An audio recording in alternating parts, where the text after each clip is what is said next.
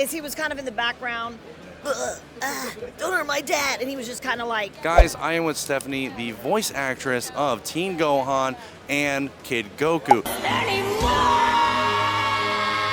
Stephanie, it has been some time since we've heard from you, and now you are making your appearance back in Dragon Ball Daima, am I correct? Yes, and we just found out yesterday, so you are the first interview where I can actually speak out of the NDA, because I did sign a non-disclosure.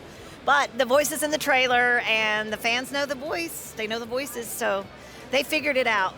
But now it's official. Now, we've missed you for a very long time. I'm very excited to have you back in Daima, so these questions are going to revolve around Daima. Are you ready? I'm so ready. What was your intentional reaction when you were approached to reprise your role as Kid Goku?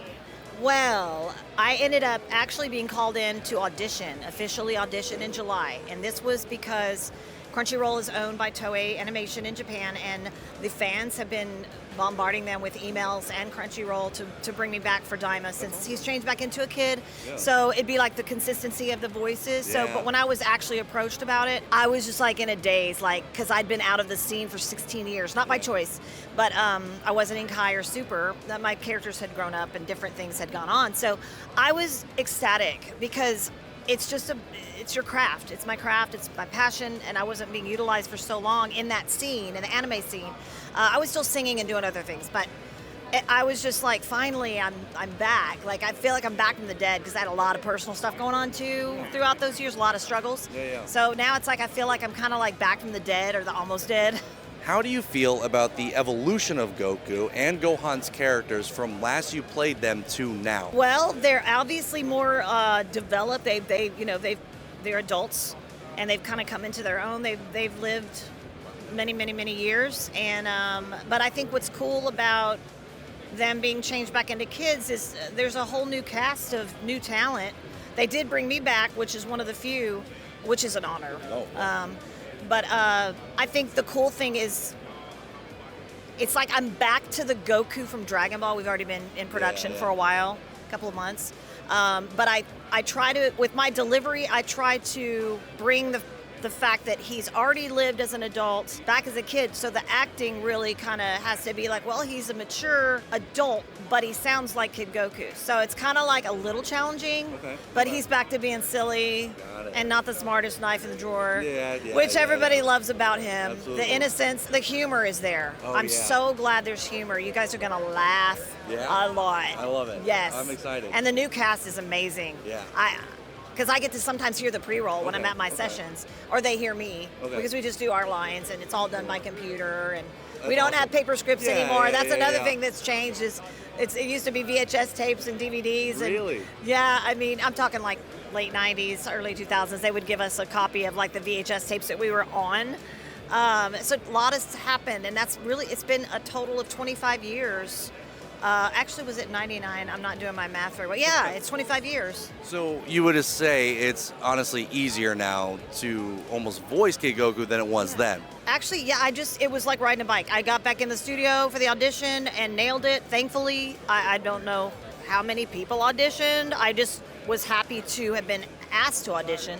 And the session went really well. Had really good chemistry with the director. And so they brought me back, and I started recording in August, and I'll be there again this coming Monday for another episode of Dragon Ball Daima. Let's do this! Can you share any memorable experiences that you had on Daima? Well, like I said earlier, mainly it's just it's a whole new cast. So there's a whole bunch influx of new talent, younger, coming out in and out of classes or workshops. And some of them are just really natural at the character voices. And so I'm really embracing the cast members, and the animation is beautiful. Yeah. And Goku's back with his power pole. Oh, yeah. And he's like spinning it around. He's using it a lot, and then more than in some of the other episodes when back in Dragon Ball. So it's really cool to kind of have his power pole back, and he's got a little bit of a different outfit, but it's the same kind of too. So it's kind of like coming full circle. Yeah.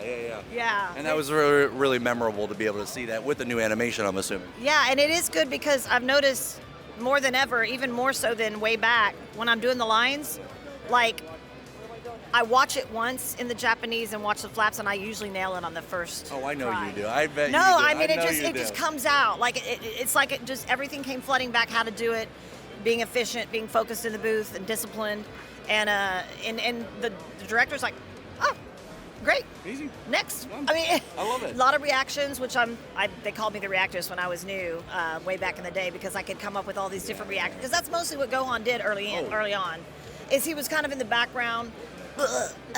Don't hurt my dad, and he was just kind of like, he didn't say a whole lot. I'm sorry, say that again? Don't hurt my daddy. That's what I thought. Raspy. Now, trust me, I think a lot of Dragon Ball fans, myself, who's also grown up with the dub, Teen Gohan alone, especially when it came to the scream, the yell, all of it, you are iconic. Thank you. I'm just glad that it was played on Cartoon Network and was able to be viewed by so many, because I didn't know early into the job where it was going to be shown and how big the franchise was. Yeah. Like, I had no idea. I ended up going to Italy with my show band in 2000 and found Dragon Ball Z stuff at the souvenir shops over there, and that's when I was like, oh. And then I saw Dragon Ball Z on the TV in my hotel room in Italy in Italian. And that was I saw Gohan. I'm like, oh, this is a way bigger deal than I ever thought. And then when they had the Burger King promotion, that was I think 2000, where you could get the little figures. Yeah. So with each year, we all kind of realized how big this was, and the fact that it's still around and it's the 40th anniversary, and Akira Toriyama, the creator, just passed away in March. This is like a very Dragon Ball heavy. Yeah, it is an iconic year in general, Agreed. because all this stuff, and I'm just so glad Akira put his heart and soul into this last project, and we're able to carry on his legacy. Absolutely. Because he's a legend. What messages and themes would you like to tell fans that they could take away from Daima while watching Daima this year? It's such a great balance of new talent, new characters, a new demon world, amazing animation. The humor's there. The humor is back. Typical Kid Goku Dragon Ball humor is there. He is hilarious. He's still very innocent, pure of heart. Like I said, I think it's just going to be taking that step into a new project and embracing it. And then, like I said, the new characters they're funny. Like I'm like, ooh, and I'm like trying to figure out who voices who, because I only know a couple of cast members just from coming and going, and I'm really, really happy for them, because some of them were at my workshop last year, and I watched them. Like, I was a guest at one of the workshops, and I'm like, hey, I know you, and they're so excited, and they're younger, but they're like, and then they're like fangirling at me, and I'm like, I'm fangirling them because I'm so happy, because I know they're destined for huge success, because it's a big door opening for new talent. Who knows what else is going to happen? Big project like Dragon Ball. Yeah, Absolutely. I hope it's a lot of episodes. I don't know how many yet. But I love that. Well, Stephanie, thank you so much. If there's anything else you want to tell us, also, where can we find you? Yeah, well, I do Comic-Cons pretty much every weekend. Best place to go, StephanieNadolny.com.